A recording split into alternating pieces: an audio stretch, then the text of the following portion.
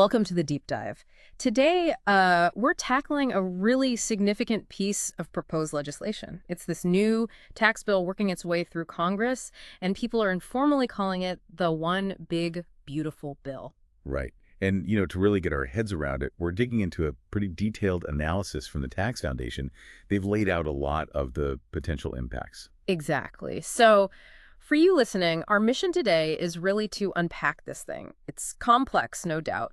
We want to pull out the key insights, talk about what it could mean for the economy, maybe for your own taxes, and do it without getting totally bogged down in jargon. Yeah, cut through the noise a bit. That's the plan. Get you the core ideas, provide some clarity. So let's dive in. Where should we start? Maybe with what the analysis sees as the good parts. That's good. Yeah, the Tax Foundation report does highlight several areas it views positively. A big theme seems to be creating more stability in the tax system. Stability, okay. Yeah, and a key part of that is the proposal to make several parts of the 2017 Tax Cuts and Jobs Act, the TCJA, permanent. Ah, okay. So things that were temporary might stick around. Like what? Exactly. Think about the individual income tax rates and brackets, for instance. Those were set to expire. Right, I remember that. So making those permanent, plus extending the larger standard deduction and the threshold for the alternative minimum tax, the AMT. That could mean more predictability for families, right? Maybe even simpler filing for some. That's the idea. Knowing the basic rules aren't suddenly going to shift drastically. Well, it helps with long-term planning. Yeah, less guesswork year to year. Exactly. It reduces a bit of that economic uncertainty just on a personal level. And it's not just income tax, is it? I saw something about the estate tax, too. Correct. The bill also looks to make the increased estate and gift tax exemption permanent.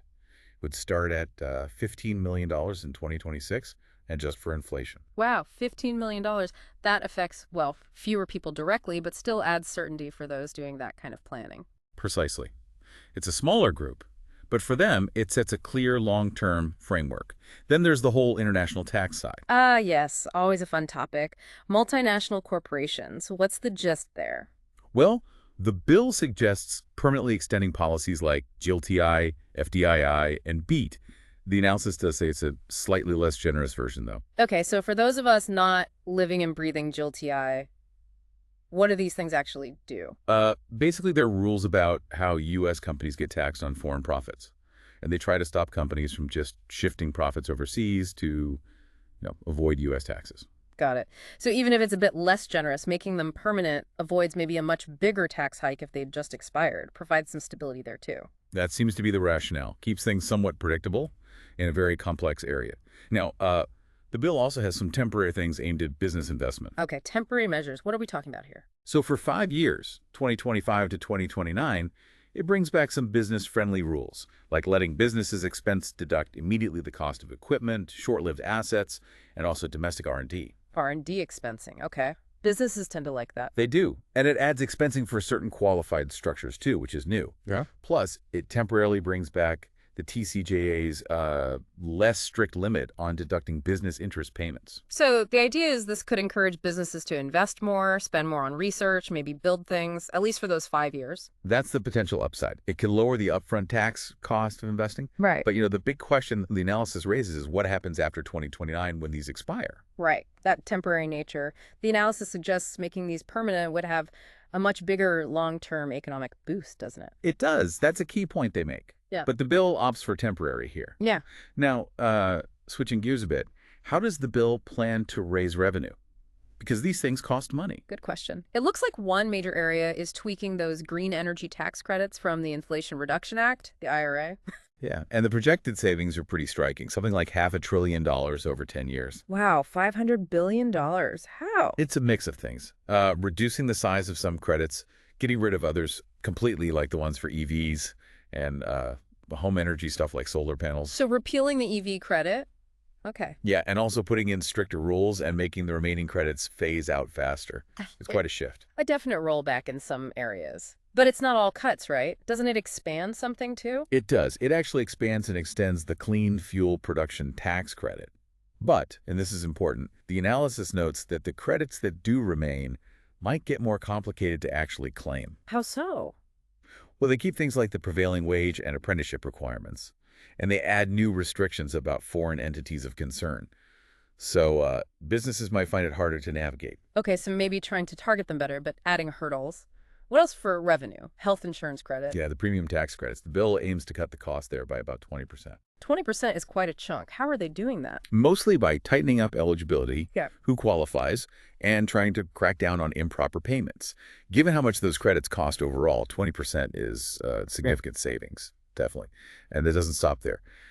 The bill also proposes stricter rules for tax-exempt organizations, especially around income they make from activities not directly related to their main purpose. Unrelated business income, right? Exactly. And we also see some TCJA limits staying put permanently, like the cap on deducting mortgage interest and that overall limit on itemized deductions for higher earners. Okay, now here's one that always gets attention. The SALT deduction cap, state and local taxes. What's happening there? Yes, the $10,000 cap. This bill proposes, well, softening it, raising the cap to $40,000. 40,000. That's a big jump. It is, but there's a condition. It's only for taxpayers earning under $500,000. Okay, so a targeted increase for middle and upper middle earners in high-tax states. That will be popular in some places. No doubt. It's been a hot topic. Okay, so that covers a lot of the good and the revenue side. Should we move into what the analysis calls, well, the bad? All right, let's brace ourselves. What are the potential downsides flagged in the report? Well, a major criticism seems to be about priorities. Instead of making those business investment incentives permanent, which the analysis argues is more pro-growth. Right, the expensing and R&D stuff we talked about. Exactly. Instead of that, the bill puts quite a bit of money into what the Tax Foundation calls political gimmicks and carve-outs. Things that cost a lot but maybe don't do much for the broader economy. Okay, gimmicks, like what specifically? They point to several new tax breaks, an exemption for overtime pay, an exemption for tips. No tax on tips. Interesting. Yeah. And a deduction for auto loan interest. Plus, a totally new additional standard deduction just for seniors. How much does all that add up to? The estimate is around $300 billion just over the first 4 years. That's a lot. And the concern is fairness, equal treatment. That's part of it. The analysis suggests these kinds of targeted breaks can violate that principle. Why exempt overtime but not regular wages? Why auto loans but not student loans? Plus, they mention there are complicated eligibility rules trying to limit the cost, but the basic fairness question remains. And probably adds complexity trying to figure out who qualifies for what. Absolutely. More rules, more confusion. Another big concern flagged is how it treats pass-through businesses. Okay, pass-throughs, like partnerships, S-corp, income pass through to the owner's individual returns. What's the issue there? Well, remember the 20% deduction for pass-through income from the TCJA? Yeah, Section 199A. Right. This bill doesn't just make that permanent, it increases it to 23%. Increases it. Wow. What's the price tag on that? Over the next decade, the estimate is somewhere between $700 and $800 billion. Maybe more. 700 or 800 billion. That's huge. And the problem is... The argument is it makes the tax system less neutral.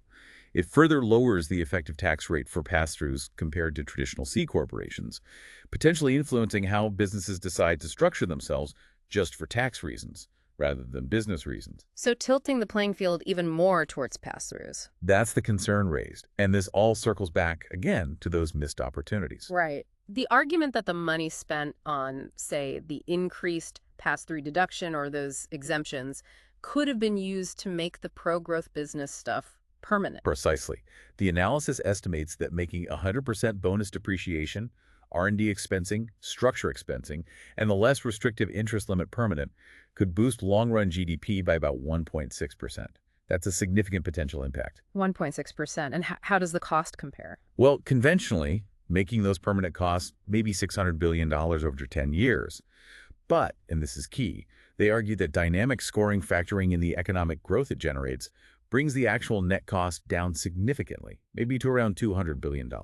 So the argument is the growth pays for a lot of it, and we're potentially leaving that growth on the table by prioritizing these other things. That's the core argument presented.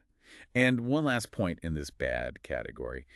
The analysis suggests the bill could have been more fiscally sound and maybe more pro-growth if it had done more to broaden the tax base. Meaning getting rid of more deductions and credits, closing loopholes. Exactly. Limiting tax expenditures. They give examples like further capping itemized deductions, maybe rolling back some exclusions for employer benefits like health insurance. Whoa, touching the employer health exclusion would be massive. Oh, absolutely. Politically very difficult.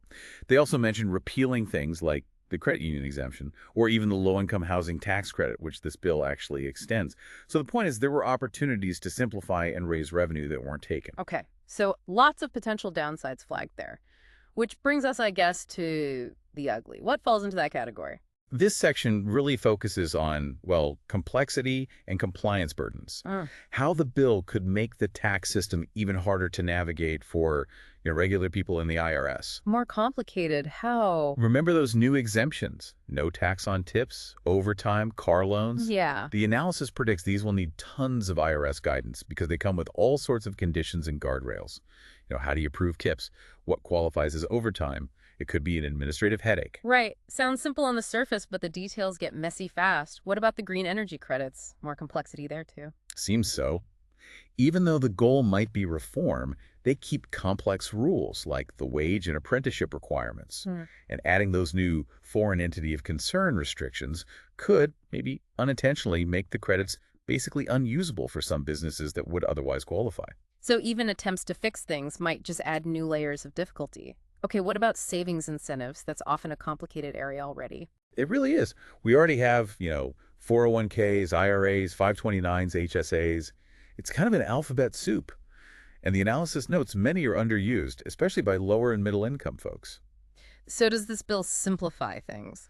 Not really, according to the analysis. It actually expands some existing accounts, HSAs, 529s, ABLE accounts, but adds new rules about what counts as an eligible expense or how much you can contribute. More layers. More layers. Great. Yeah. And then there are these new Trump accounts. What on earth are those? Oh, that's a completely new thing in this bill. Apparently, it includes a $1,000 baby bonus that goes into one of these Or accounts. SAB bonus. Yes.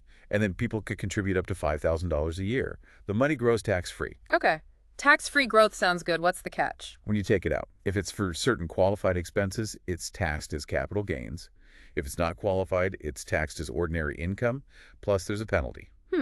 So it's not totally tax-free like a Roth, and it seems kind of specific. Does the analysis think these will be popular? The assessment seems to be. Probably not widely used.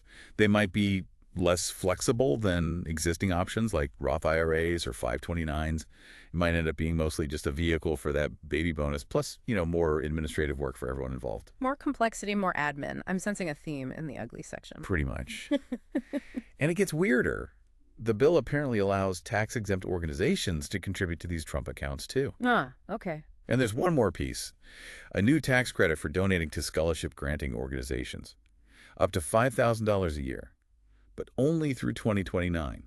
Might help some students, sure, but again, more rules, more complexity, more work for the Treasury and IRS to figure it all out. Right. Okay, so bringing this all together, as we wrap up this deep dive on the one big, beautiful bill, it really sounds like a very big spag. That feels like a fair summary. Yeah, you've definitely got parts aimed at stability, making some of the TCJA permanent. That could offer predictability. For individuals and maybe some businesses, right? But then you have these new layers of complexity, these provisions, the analysis calls gimmicks, that could be expensive without boosting growth much. And those missed opportunities, right? The choice not to make the business investment stuff permanent, which the analysis argues would have been better for long-term growth. Exactly. So our goal here really was to distill what the Tax Foundation analysis found, to give you, the listener, a clearer picture of what's actually being proposed and what the potential ripple effects might be. Yeah, hopefully cutting through some of the noise. And so maybe a final thought for you to chew on. We've talked about all these trade-offs, stability versus targeted breaks, complexity versus growth. What do you think is the most important thing tax policy should prioritize? And, based on what we've discussed, how well does this particular bill seem to align with whatever you think that priority should be? It's definitely not simple. These choices have real consequences. Absolutely. Understanding the nuances is pretty crucial for all of us as taxpayers. Well, thanks for joining us for this deep dive.